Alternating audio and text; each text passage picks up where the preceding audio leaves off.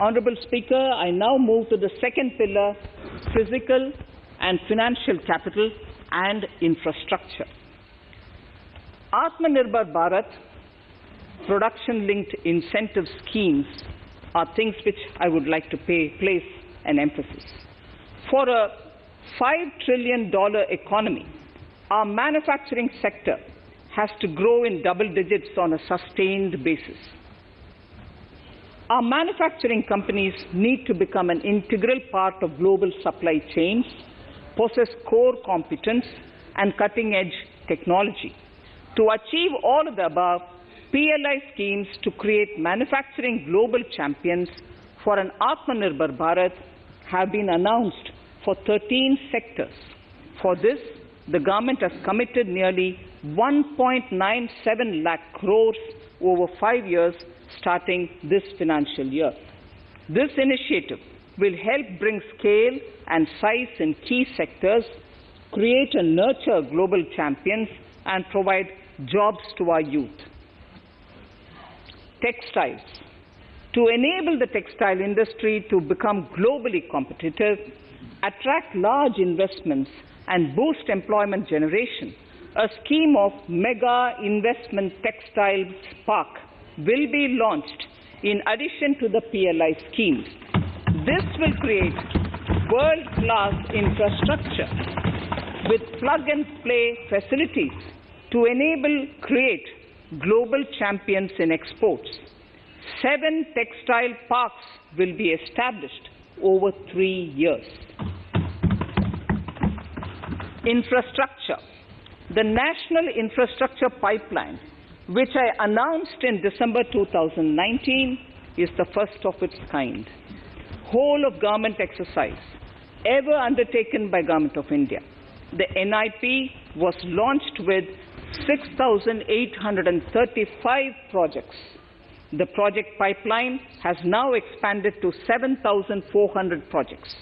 Around 217 projects worth rupees 1.10 lakh crores under some key infrastructure ministries have been completed. The NIP is a specific target which this government is committed to achieving over the coming years. It will require major increase in funding from both the government and the financial sector. In this budget, I propose to take concrete steps to do this in 3 ways. Firstly, by creating the institutional structures. Secondly, by a big thrust on monetizing assets. And thirdly, by enhancing the share of capital expenditure in central and state budgets. Infrastructure needs long-term debt financing. A professionally managed development financial institution is necessary to act as a provider, enabler, and catalyst for infrastructure financing. Accordingly, I shall introduce a bill to set up a development financial institution.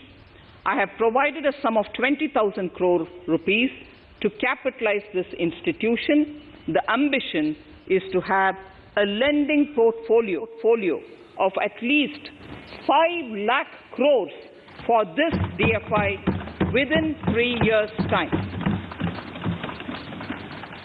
Debt financing of InvITs and rates by foreign portfolio investors will be enabled by making suitable amendments in the relevant legislations. This will further ease access of finance to InvITs and rates, thus augmenting funds for infrastructure and real estate sectors. Asset monetization. Monetizing operating public infrastructure. Monetizing operating public infrastructure assets is a very important financing option for new infrastructure construction.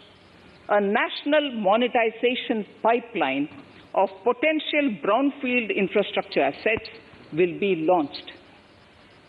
An asset monetization dashboard will also be created for tracking the progress and to provide visibility to investors, some important measures in the direction of monetization are National Highways Authority of India and the PGCIL each have sponsored one InvIT that will attract international and institutional investors. 5 operational roads with an estimated enterprise value of 5,000 crores of rupees are being transferred to the NHAI InvIT. Similarly, transmission assets of value 7,000 crores will be transferred to the PGCIL InvIT. Railways will monetize dedicated freight corridor assets for operations and maintenance after commissioning. The next lot of airports will be monetized for operations and management concessions. Other core infrastructure assets that will be rolled out under the asset monetization programs are NHAI operational toll roads, 2 transmission assets of PGCL, 3 oil and gas pipelines of GAIL, Gas Authority of India Limited, IOCL and HPCL, Airports Authority of India airports in Tier 2 and 3 cities, other railway infrastructure assets, warehousing assets of CPSE, such as the Central Warehousing Corporation and NAFED, among others, and sports stadiums. Sharp increase in capital budget. In the BE 2020-21, we had provided for 4.12 lakh crores for capital expenditure. It was our effort that in spite of resource crunch, we should spend more on capital, and we are likely to end this year at around 4.39 lakh crores, which I have provided in the RE of 2020-2021. For 21-22, I propose a sharp increase in capital expenditure and thus have provided 5.54 lakh crores, which is 34.5% more than the BE of 2020-2021. Of this, I have kept a sum of more than 44,000 in the budget head of the Department of Economic Affairs to be provided for projects, programs, or departments that show good progress in capital expenditure and are in need of further funds.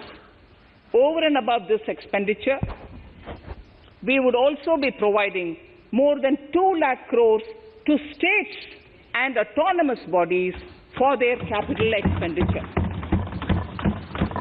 We will also work out specific mechanisms to nudge states to spend more of their budget on creation of infrastructure.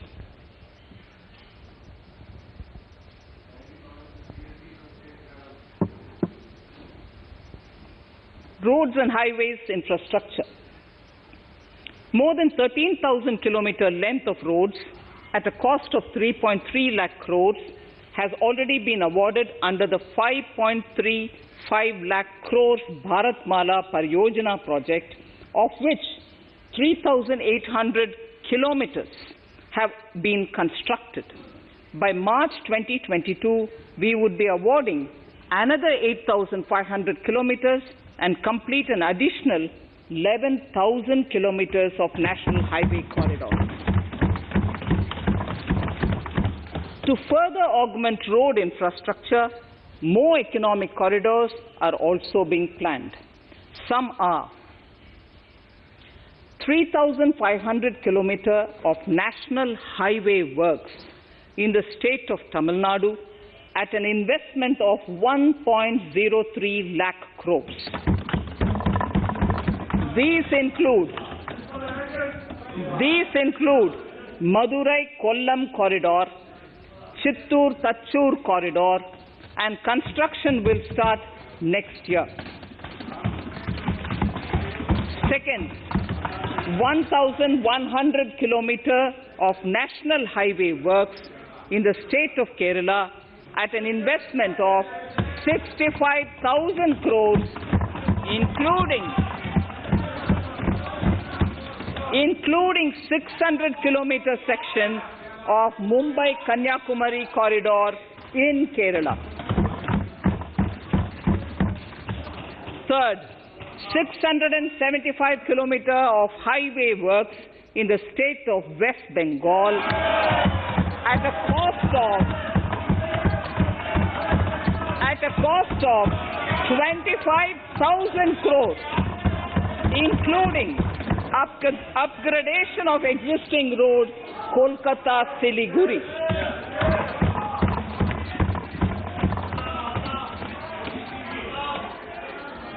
National highway works of around 19,000 crores are currently in progress in the state of Assam.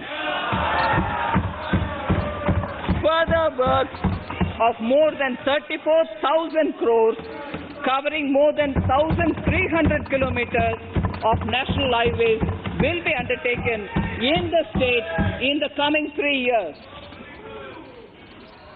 Some of the flagship corridors and other important projects that would see considerable activity in 2021-22 are in Annexure 2 to my speech. I am also providing an enhanced outlay of 1,18,101 lakh crores, 1,18,101 crores for Ministry of Road Transport and Highways, of which 1,08,230 crores is for capital, the highest ever provided.